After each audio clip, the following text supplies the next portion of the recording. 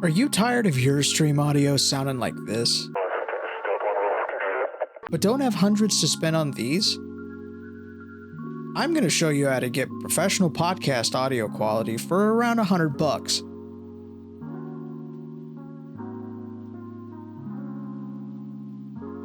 You don't need to spend thousands of dollars to get a quality microphone these days. Now, this doesn't mean you should go and buy the cheapest thing you can find, but this is also for the purposes of upgrading from your gain-locked USB microphone to something more robust and professional. I've chosen the Zoom ZDM1. These mics are around $70 US, brand new, and you can find them for around $30 on the used market all day long. I'm speaking through one now, and I got it for around $25 at a local Guitar Center. It mostly picks up what's in front of the capsule, reducing background noise in your streams and VODs. Not too shabby for your first XLR microphone.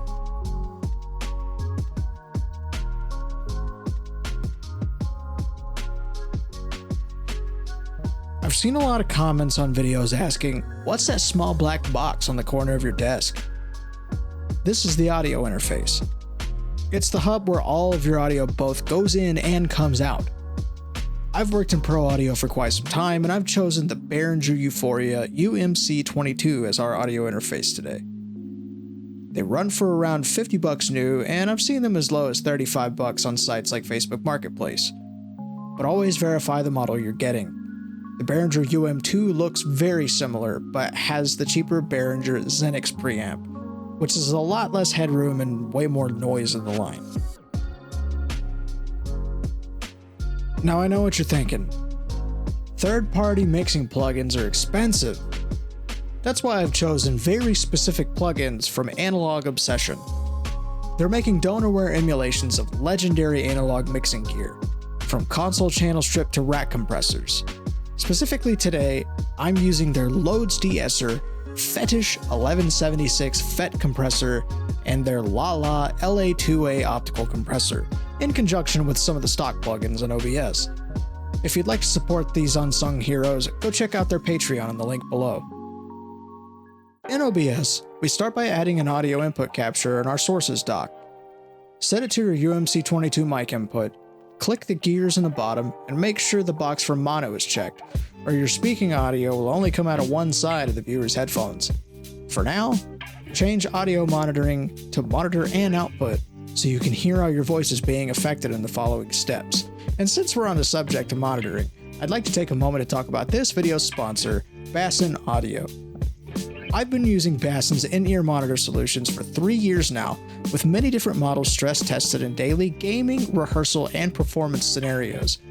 They feature a semi-molded form factor to fit snugly in your ears, but remain comfortable after many hours of use. Having the cleanest audio in-game to hear footsteps and pings from your team can be the difference between being the champion of your match and whiffing your next shot. So use code ALLTHATSHINES for 10% off your next headphone purchase at Basson Audio. Back to the video.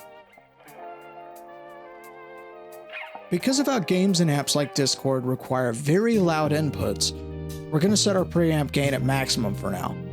It sounds extremely counterintuitive, but the Zoom ZDM1 requires a ton of gain to be in workable levels, and it can handle it. You may occasionally see a clipping light flash on the interface, but you shouldn't hear any actual distortion on the signal. Next, hit the 3 dots on the bottom of your mic's input fader and click Filters. Start with hitting the plus in the bottom left and clicking Noise Suppression. It should be set at RN Noise by default. After this, we had our first third-party VST plugin from Audio Obsession. Click the drop-down and find our 1176 clone, Fetish. Open the plugin interface.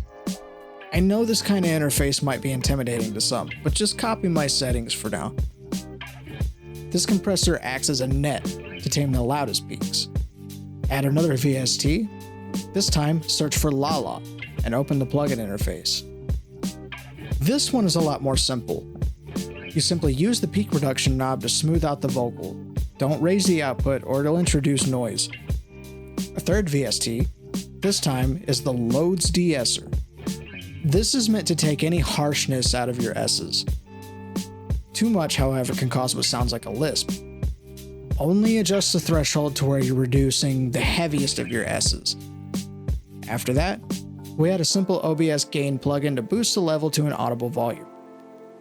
You'll want to watch the meter in the audio mixer to raise the gain to where it starts getting just to the red on your loudest peaks, and add an OBS limiter to the line. Adjust the threshold slider until your softer and louder speech are the same volume on that meter. Add another VST and add Brit channel.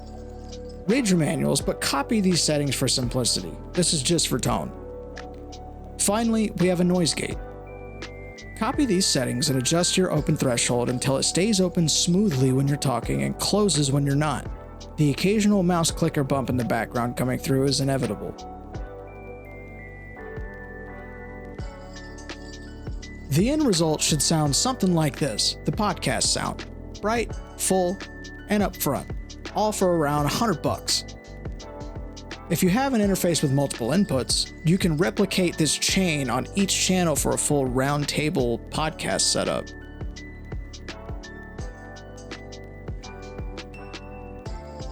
If you learned something or enjoyed the video, be sure to leave a like, subscribe, and leave a comment down below.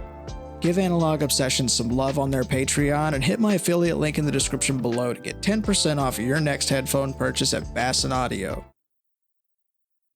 Okay, bye!